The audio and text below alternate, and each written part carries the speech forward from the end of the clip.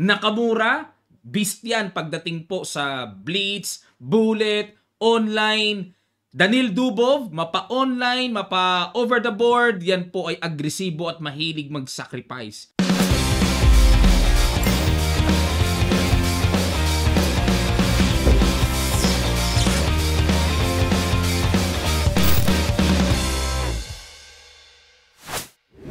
Hello po sa inyong lahat mga kamatsas. Ngayon naman i-analyze natin ang parehong extraordinary na players na ito. Nakamura and Dubov. Nakamura, beast yan pagdating po sa blitz, bullet, online.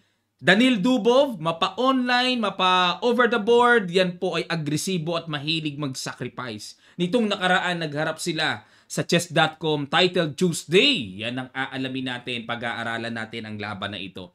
Ang ginawa ni Naka, nag-B3, ayan, nag-Larsen opening, nag-E5 si Dubov, Bishop B2, Knight C6, E3, at nag-G6, ayan. Gusto dito ni Dubov na mag-fianchetto, pupunta sa G7, at nag-G3. Binigyan kagad ng bad move ni Stockfish. Kasi po, ang Bishop kasi pwede nang i-develop kung tutuusin, di ba? Pwedeng sa C4, sa B5, o kaya sa E2. Bakit kailangang mag-G3? Parang talo ng isang tempo. Yan ang lalabas no, sa computer engine.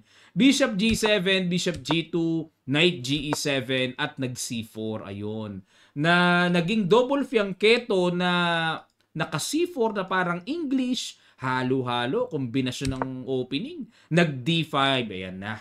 Duboving style ang magpaluwag at open position hanggat maaari. Nag-A3 para proteksyon sa B4 at nag-castle, Knight E2. Yan naman ang purpose ng E3 para ilagay ang Knight dyan at makapag-castle na. Bishop E6, castle, Queen E7 at yan ang novelty ni Dubov. Kasi sa mga nagdaang laban, Queen D7 ang madalas ginagawa dito. Pero logical naman yan. Kasi yung bishop ay maaaring ipang-exchange sa strong fianchetto bishop. Yan po mga kamatsas. Ano? Pero balik tayo. Ayan. Ang ginawa, nag-Queen E7, nag-D3. Ayun, para simple lang. Ba't hindi pa D4? Ano? D3 lang, tipid. Rook A D8. Okay na okay ang posisyon ni Dubov. Queen C2 at nag-F5. Ayan, kitang-kitang napakainam ng kanyang central control at nag-Knight D2, nag-Knight B6, Rook A D1 at nag-Queen F7. Ayun, para painit lang sa B3. Pressure lang. Nag-B4. Ayan, baka mamaya tamaan, iniwas na. Nag-A6, kaya po nag-A6 para mapigilan naman yung mga pitik-pitik ng B5. Nakaka-istorbo pa rin yan pag naka-B5 yan. At nag-Rook C1 para naman yung tore, ilalagay naman, nilagyan ng parking slot. Ayun, kasi ipit yung tore sa F1 eh. Rook D7, ayan. Para sa akin po, logical naman yan, ano? Kasi yung isang tore, may parking slot sa D8 para magkaroon ng battery at maatake ang D3. Yun nga lang, ang questionable dito, yung Knight sa C6, ayan, kapansin-pansin, parang ang sarap capturein na hindi maintindihan, ano? Ayan, dito po, ang tamang tira daw ay Rook D6. Yun ang tira, Rook D6. Ibig sabihin, ganun din naman pala ang plano, magbabattery din naman, pero at the same time, walang intindihin sa Knight kung capturein man yan. Kasi may tore nga eh. Ayun. So, yan ang maliwanag na logical move na, no? So, nag-Rook D7, balik tayo. Nag-Rook FE1. Ayun. May na-miss naman dito. Si Naka na magandang tira. Ayun, sabi na nga eh. Capturein na nga pala. Oh. Capture. Tapos pagka kinapture, magda-Knight F3. Ayun. Threat muna yung pawn sa E5. Tapos, magbi-Bishop B3. Tempo sa Queen. At magku-Queen B1 aatras. And mag-Rook E8 para depensahan yung pawn. Okay? So, yan ang continuation dito. At ang evaluation bar, lamang na rin ng puti. Yun nga lang. Kasi, talagang napakasama ng pawn structure. Weak ang C6 eh. Oh. Babagsak yung C6. Okay, balik tayo mga kamatsas. So, nag-Rook FE1, Rook FD8, ayan na, tiniret na yung pawn sa D3, at nag D4 na dito. Medyo kakaiba rin talaga diskarte ni Naka, no? At nag bishop D5. Ayan. O, teka muna mga kamatsas ha. Kasi yung D4 ni Naka, kung tutuusin, napakaraming pwedeng ipang control dyan. Bakit hindi kinapture? Ano meron? Pag kinapture, ito po continuation.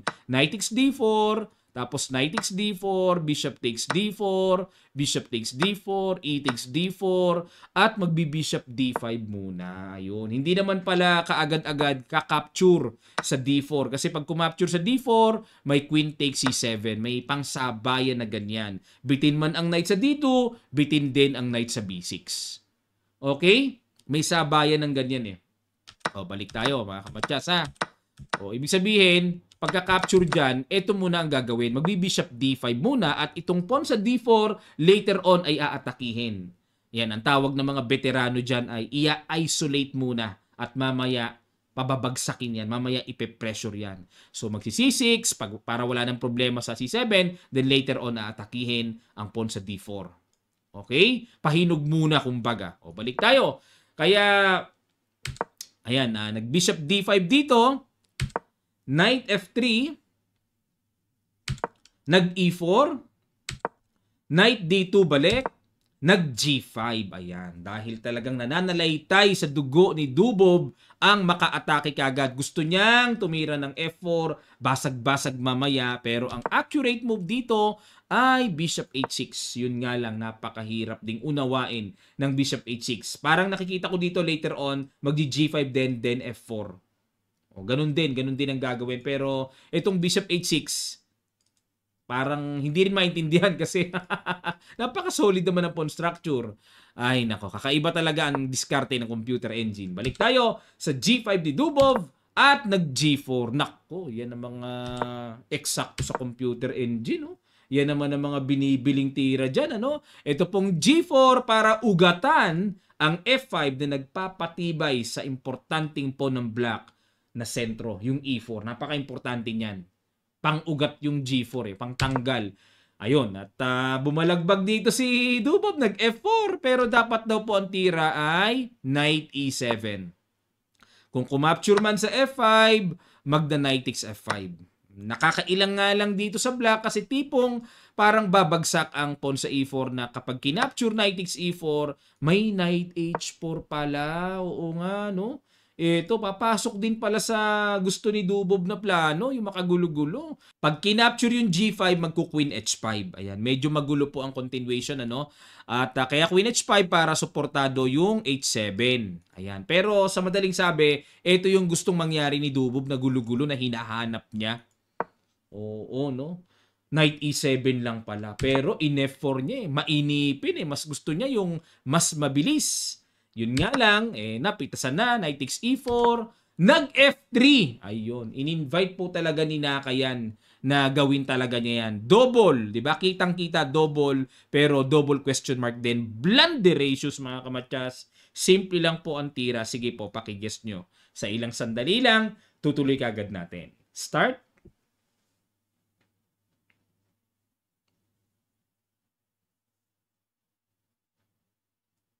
Maraming salamat po mga kamatya. Simple lang naman ang tira.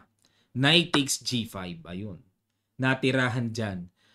Ang daming threat oh. Multiple threat. Dami. Ang ginawa, nag-Queen F6. Queen takes H7 check. King F8. Baka hindi kaya hanggang dito lang ang natanaw ni Dubov na akala niya yung knight sa G5 bitin, yung bishop, yung knight bitin-bitin. Yun nga lang, pag tira nito, Queen H5, may depensa na yung knight, meron pang lundag tempo. Di wala ring magawa, hindi niya rin makapture ang bishop o kaya ang knight. Ang ginawa, nag-King G8, bumalik, and nag-E4. Yun lang, may pangbara na. Nag-Bishop F7, inatake muna ang Queen, Queen H7 check ulit, King F8, at nag-Knight takes F3. Tingnan nyo po, puting-puti ang board. No? Parang ginamitan ng tide, sabi nila. Parang ginamitan ng tide puting-puti Nag-Bishop H6. Ayan, tiniret ang Torre. Nag-D5. Another simple but terrible. Good move.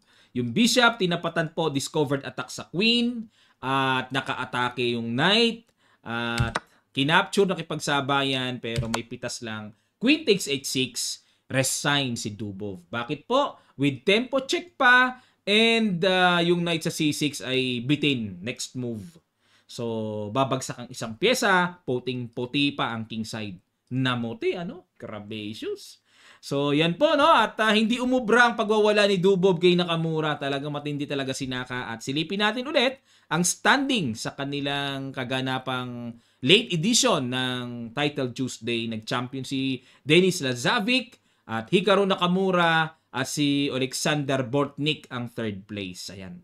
Si Magnus dito ay top 10. Okay? So, habang nag-iintay tayo mga kamatya sa paparating po na super bet, kasali po si Wesley doon. Nako, June 26 kung hindi ako nagkakamali, ano? Hanap muna tayo ng mga interesting battle na ating mapag-aaralan. At maki-update ako kay Meow Meow kung meron na siyang game.